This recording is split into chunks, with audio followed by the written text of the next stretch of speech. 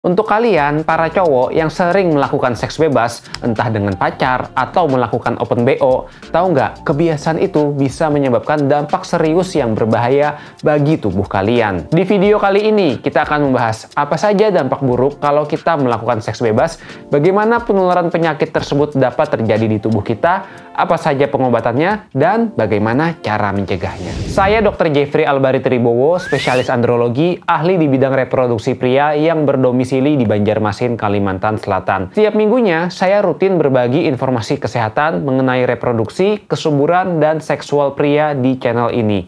Kalau misalnya ada pertanyaan atau request tema selanjutnya mau bahas apa, silahkan tinggalkan di kolom komentar bawah ya. Jangan lupa juga follow akun Instagram saya @jeffreyat, JEFRYAT, karena di sana saya lebih rutin berbagi informasi kesehatan dalam bentuk video yang pendek. Cek juga website saya di andrologibanjarmasin.com karena di sana ada informasi mengenai jadwal praktik saya sehari-hari. Baik, sekarang kembali ke pembahasan ya. Perilaku seks bebas tidak bisa dipungkiri, di era sekarang ini angka kejadiannya cukup tinggi, mulai dari usia yang muda sampai dengan usia yang tua. Secara data sendiri menunjukkan angka seks bebas di usia muda itu sekarang jauh lebih meninggi dibandingkan sebelumnya. Ironisnya, salah satu penyebab tingginya angka seks bebas di usia muda sekarang ini itu dikarenakan mudahnya akses pornografi. Kalau dulu orang tua kita mau cari akses pornografi itu cukup sulit ya, dan perlu effort yang tinggi. Mulai dari mencari CD bajakannya ke pasar, lalu muternya tuh harus diam-diam di rumah, tunggu semua orang udah nggak ada atau tidur. Sekarang akses pornografi itu cukup mudah, bisa melalui handphone atau smartphone di tangan tanpa perlu repot-repot mencarinya. Bahkan sudah ada yang mereka mengepul dari grup-grup ya, jadi ada grup WA, grup Telegram, atau mungkin mengirim satu sama lain dari temannya, sehingga anak-anak sekarang sangat dimanjakan dan dipermudah untuk mendapatkan akses pornografi. Karena para anak muda itu biasanya sedang tinggi-tingginya hormon setelah menginjakan usia pubertas, mereka menjadi lebih mudah penasaran dan tertarik untuk mencoba adegan yang terpapar di dalam film pornografi tersebut. Itulah mengapa angka seks bebas cukup tinggi pada usia-usia yang muda. Para pelaku seks bebas biasanya mereka melakukan entah dengan pacar, pasangan, atau mungkin melakukan open BO alias melakukan hubungan seksual dengan para PSK, pekerja seks komersial. Pemesanan PSK atau open BO itu tentunya sekarang semakin meningkat juga karena perkembangan teknologi ya. Bayangin aja kalau dulu orang mau jajan dengan PSK, mereka harus mencari tempat prostitusinya. Sekarang cukup memesan dari smartphone-nya, ada aplikasi-aplikasi tertentu yang mempermudah mereka. Jadi mereka tinggal janjian, entah mungkin di hotel atau mungkin tempat tertentu untuk bisa melakukan seks secara transaksional dengan PSK tersebut. Kalau dari cerita tadi, apakah artinya perkembangan zaman ini merupakan sesuatu yang sangat buruk? Jawabannya adalah belum tentu. Pada prinsipnya adalah bagaimana diri kita sendiri membekalinya. Kalau diri kita bisa memasang tameng dan juga pelindung yang kuat, maka kita bisa mencegah terjadinya seks bebas meskipun perkembangan zaman dan teknologi sudah sangat mempermudah untuk melakukan seks bebas. Itulah mengapa idealnya pemberian edukasi seksual sangat penting dilakukan mulai dari usia muda sampai dengan dia menginjakan usia dewasa. Harapannya, meskipun gempuran teknologi itu semakin tinggi, kita sebagai generasi muda tetap bisa menjaga diri dari perilaku seks bebas tersebut. Sekarang kita akan membahas ya, apa sih dampak buruk dari melakukan seks bebas ini. Salah satu dampak negatif ke tubuh kita itu adalah dapat menimbulkan sebuah penyakit yang bernama infeksi menular seksual. Infeksi menular seksual artinya adalah penyakit yang timbul karena penularannya dilakukan saat melakukan hubungan seksual. Cara penularan infeksi menular seksual ini cukup luas. Selain dari penetrasi langsung, yaitu aktivitas penis masuk ke dalam vagina, juga bisa dari aktivitas-aktivitas lain, seperti penis masuk ke dalam oral atau istilahnya oral seksual, atau penetrasi penis ke dalam anal atau istilahnya anal seksual.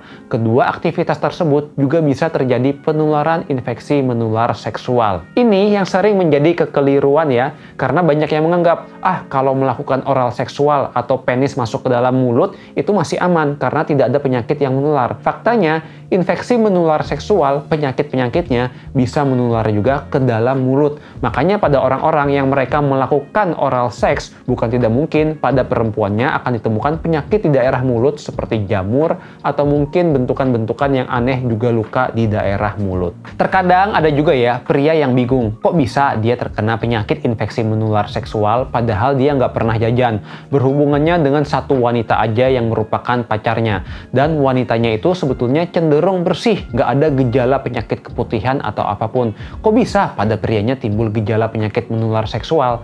Jawabannya adalah yang namanya penyakit infeksi menular seksual pada wanita bisa saja mereka tanpa gejala apapun, sehingga ketika pria tersebut melakukan hubungan seksual dengan wanita yang menurutnya bersih, pada pria tersebut bisa saja kedepannya ia akan timbul gejala penyakit yang cukup serius di tubuhnya. Tidak jarang pria tersebut akhirnya mendapatkan pengobatan, udah sembuh, akhirnya dia melakukan hubungan seksual lagi tanpa wanita tersebut diobati, yang terjadi penularannya akan terjadi pingpong, laki-lakinya menjadi sakit lagi, kemudian terjadi bahaya di tubuhnya. Itulah mengapa sebetulnya seks bebas, terutama tanpa menggunakan kontrasepsi, risikonya sangat tinggi sekali ke tubuh kita. Kita tidak bisa ya melakukan hubungan seksual dengan wanita dengan anggapan, wanita itu kan dia bersih, gak ada riwayat hubungan seksual sebelumnya deh kayaknya, dan juga di tubuhnya tanpa ada keluhan. Ingat, yang namanya penyakit menular seksual bisa saja pada wanita tidak timbul atau belum ada gejala sama sekali. Ironisnya, dulu saya pernah ya menemui ada kasus seorang wanita, ibu rumah tangga yang sudah cukup berusia tua di atas 40 tahun. Dia tidak pernah melakukan seks bebas, hanya pernah berhubungan seks dengan suaminya saja. Tetapi setelah dilakukan pemeriksaan, ditemukan kalau ibu tersebut menderita infeksi HIV dan mengidap penyakit AIDS. Padahal ia bingung, tidak pernah melakukan hubungan seks bebas atau menggunakan jarum suntik secara sembarangan. Setelah dilakukan penggalian lebih lanjut, rupanya yang menularkan HIV kepada ibu tersebut adalah suaminya sendiri. Dan kemudian setelah dilakukan evaluasi, ternyata suaminya lah yang melakukan seks bebas dengan PSK. Singkat cerita, ibu tersebut menderita penyakit akibat kelakuan negatif dari suaminya. Itulah mengapa sangat berbahaya sekali ya. Bukan tidak mungkin seorang pasangan istri yang tidak pernah melakukan seks bebas bisa terkena infeksi menular seksual akibat dari suaminya. Sekarang kita akan membahas ya, apa saja sih dampak buruk dan penyakit yang dapat ditimbulkan dari hubungan melakukan seks bebas ini secara sembarangan. Yang pertama, itu adalah kerusakan organ reproduksi, khususnya penis pada pria. Penyakit infeksi menular seksual itu sangat luas sekali gejalanya pada pria berdasarkan penyebabnya. Salah satu yang paling sering itu adalah gonore. Gonore ini bahasa awamnya kencing nanah. Dia akan menyebabkan pada penis akan keluar semacam cairan kekuningan yang berbentuk kental. Hal ini yang kemudian kadang menimbulkan gejala ya, seperti nyeri saat berkemih, kemudian demam. Singkatnya adalah terjadi infeksi di daerah organ reproduksinya. Di samping itu juga ada salah satu penyakit lain yang cukup populer, yaitu adalah sifilis. Sifilis ini bahasa awamnya adalah raja singa. Jadi gejala dari raja singa itu akan menimbulkan keluhan berupa koreng atau luka di daerah penisnya yang juga tidak sembuh-sembuh pada keadaan yang sudah sangat lama. Jadi membentuk penisnya itu nggak karuan rusaknya. Di samping itu lagi juga ada penyakit kutil kelamin alias infeksi penyakit HPV di daerah penis pria. Jadi akan timbul kayak semacam bentukan bisul gitu di daerah penis pria yang muncul setelah melakukan seks bebas. Pada wanita sendiri, mereka juga bisa mengidap penyakit yang seperti saya sebutkan tadi pada pria. Bedanya adalah pada wanita mungkin saja gejala awal yang timbul itu tidak cukup jelas atau bahkan tanpa gejala sama sekali. Misalnya ya, wanita tersebut mengidap gonore, tetapi tidak ada keluar cairan putih di daerah vagina atau keputihan karena masih gejala-gejala awal.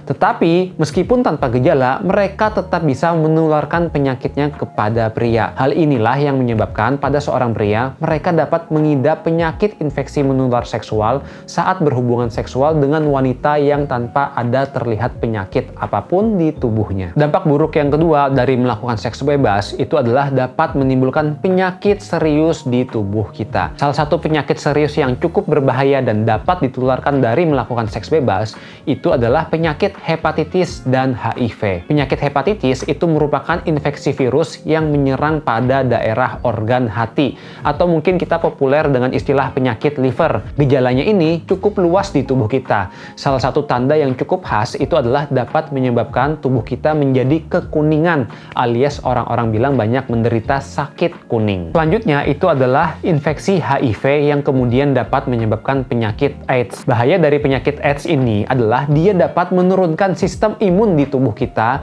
yang kemudian akan membuat kita menjadi rentan terkena berbagai penyakit karena penjaga tubuh alias imunnya menjadi lemah. Lalu yang menjadi kekhawatiran adalah penyakit AIDS ini tidak ada obatnya sampai dengan sekarang. Itulah mengapa pada orang-orang yang menderita penyakit AIDS mereka harus rutin meminum obat dan kondisi ini masih belum bisa sembuh secara sempurna karena belum ada obat yang mengobati virus HIV untuk menghilang secara total. Karena kedua virus ini dia beredarnya di seluruh tubuh dan dapat menyerang berbagai organ tubuh kita, itulah mengapa gejalanya itu sangat luas sekali dan dapat menimbulkan bahaya yang serius di tubuh kita.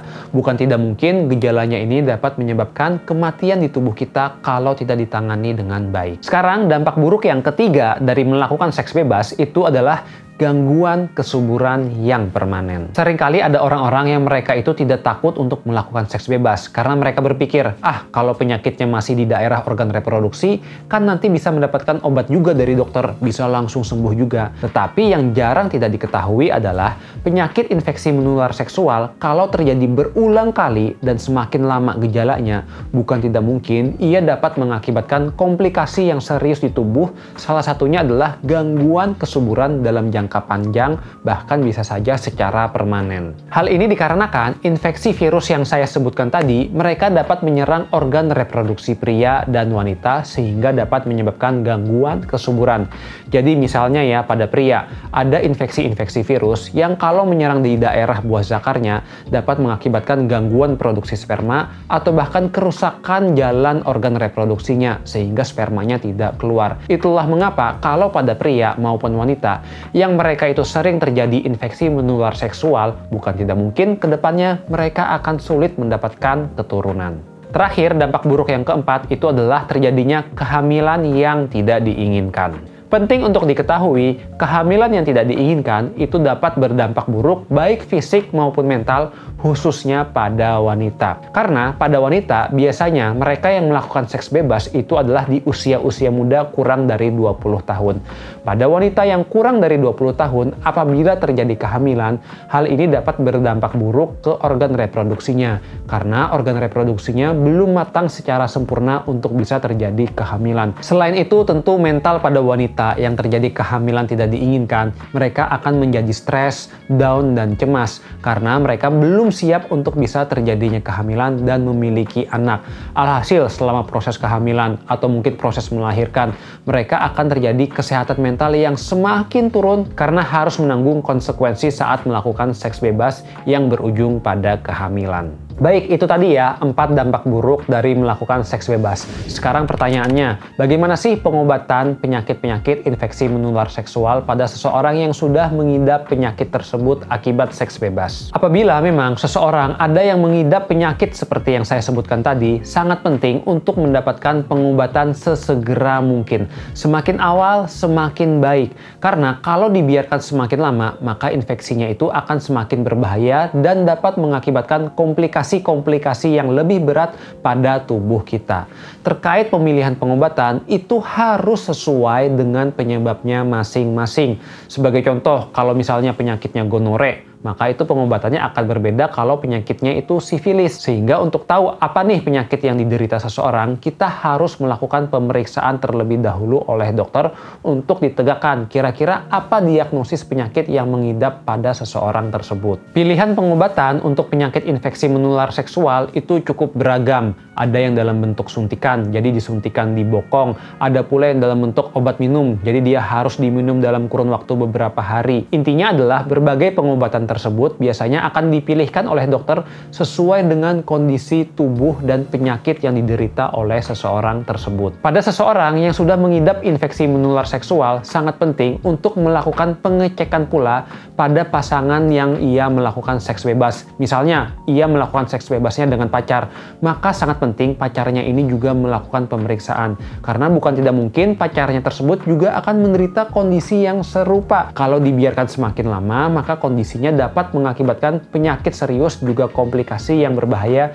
di tubuh wanita tersebut. Selain itu, sangat penting juga ya kalau orang tersebut sudah pernah melakukan seks bebas, terkena berbagai penyakit, ia melakukan screening pemeriksaan untuk penyakit-penyakit lain. Sebagai contoh, ada seorang pria yang datang karena dia mengidap penyakit gonore alias kencing nanah. Maka sangat penting bagi pria tersebut untuk menjalani screening pemeriksaan penyakit infeksi menular seksual yang lain. Contohnya, ada pemeriksaan darah untuk mengevaluasi apakah pria tersebut terkena penyakit hepatitis ataupun HIV. Karena cara penularan dari gonore ataupun penyakit infeksi menular seksual yang lain itu relatif sama, sehingga pemeriksaannya harus lengkap supaya tahu apakah ada penyakit lain dan kalaupun ada bisa ditangani lebih awal. Sekarang kita akan membahas ya, kira-kira gimana nih cara mencegah untuk terjadinya infeksi menular seksual dari seks bebas tersebut.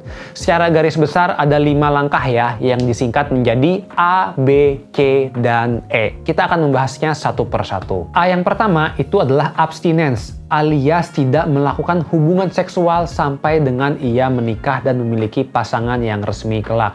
Ini merupakan salah satu pencegahan yang sangat disarankan bagi setiap orang. Karena ya lebih baik tidak melakukan hubungan seks bebas sama sekali. Karena kalau kita melakukan seks bebas ada banyak konsekuensi negatif seperti yang disebutkan tadi. Selanjutnya yaitu adalah yang B. Be faithful alias setia. Jadi kalau misalnya ya seseorang itu dia sudah menikah, memiliki pasangan, sangat penting untuk tidak melakukan hubungan seks bebas dengan orang lain, entah itu dengan wanita lain atau mungkin jajan secara sembarangan alias open BO. Karena disitulah yang bisa terjadi penularan infeksi menular seksual yang kemudian dapat mengakibatkan penularan juga ke pasangannya yang bahkan tidak mengetahui hal tersebut. Jadi sangat penting untuk bisa setia alias be faithful. Lanjut lagi, yaitu yang C adalah kondom. Penggunaan alat kontrasepsi kondom. Salah satu metode yang paling cukup efektif untuk bisa terjadinya pencegahan infeksi menular seksual adalah menggunakan kontrasepsi kondom pada pria. Seringkali banyak pria yang enggan ya menggunakan kondom karena merasa kurang nyaman saat berhubungan seksual. Padahal kondom itu merupakan salah satu alat yang membantu mencegah penularan penyakit tadi. Tentu yang perlu diingat juga ya, penggunaan kondom belum berarti 100% aman tidak terkena penyakit infeksi menular seksual. Karena bisa saja seseorang menggunakan kondom tetapi mereka masih tertular penyakit dikarenakan penggunaan kondom yang salah. Poin selanjutnya yang D itu adalah don't do drugs alias jangan menggunakan obat-obat terlarang. Perlu diingat ya, penyakit-penyakit seperti HIV, kemudian hepatitis, penularannya bukan hanya saat melakukan hubungan seksual saja, melainkan juga bisa dari jarum suntik. Pada orang-orang yang mereka itu menggunakan obat-obat terlarang seperti narkoba, mereka akan menggunakan jarum suntik secara bersamaan.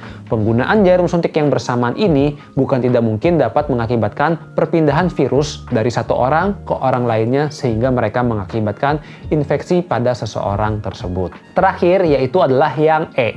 E ini merupakan education atau kita mendapatkan edukasi seks agar kita menjadi paham terkait infeksi menular seksual dan bagaimana cara mencegah terbaik supaya kita tidak terkena penyakit tersebut. Kalau dari penjelasan saya tadi sudah cukup jelas ya, untuk seks bebas ini penularannya itu pasti dari satu orang ke orang lain saat mereka melakukan hubungan seks bebas atau mungkin mereka menggunakan obat terlarang secara bersama-samaan jarum suntiknya. Itulah mengapa kalau misalnya ya saya ditanya, gimana nih cara untuk mencegah penyakit tersebut? Padahal kan anak muda mereka gairahnya tinggi, gak bisa terbendung. Jawabannya adalah salah satu pendekatan yang bisa untuk dipertimbangkan yaitu melakukan masturbasi alias onani, di mana seseorang akan mencapai kepuasan seksual dengan melakukan secara sendirian. Pada masturbasi, karena mereka melakukannya sendirian, tentu infeksi menular seksual atau kehamilan yang tidak diinginkan mereka tidak akan terjadi. Hal inilah yang kemudian mengakibatkan masturbasi itu jauh lebih aman dibandingkan melakukan seks bebas secara sembarangan. Tentu yang perlu diperhatikan apabila seseorang melakukan masturbasi atau onani secara berlebihan, bisa saja ada dampak buruk ke tubuhnya. Tetapi seburuk-buruknya dampak pada seseorang yang melakukan masturbasi, dampak buruknya ini tidak seberbahaya kalau seseorang yang melakukan seks bebas. Karena kalau seks bebas, penyakitnya itu sangat banyak, bisa mengakibatkan kematian. Tetapi kalau masturbasi, mereka tidak dapat terkena penyakit infeksi atau mungkin bisa menyebabkan kematian karena ya nggak ada infeksinya tadi. Baik, itu tadi adalah pembahasannya ya mengenai dampak buruk dari melakukan seks bebas. Tentu yang paling baik itu adalah mencegah sedini mungkin dengan tidak melakukan seks bebas. Kalaupun sudah melakukan seks saat menikah, adalah idealnya harus setia dengan pasangan kita masing-masing. Mungkin untuk kalian yang belum menikah ada merasakan ya, sulit untuk menahan gairahnya karena gairahnya cukup tinggi. Kalian bisa menyaksikan video saya ya, karena saya pernah membuat bagaimana nih tips terbaik untuk mengontrol gairah juga hawa nafsu. Kalau kalian ingin menyaksikan, bisa klik link di berikut ini. Terima kasih sudah menyaksikan video kali ini.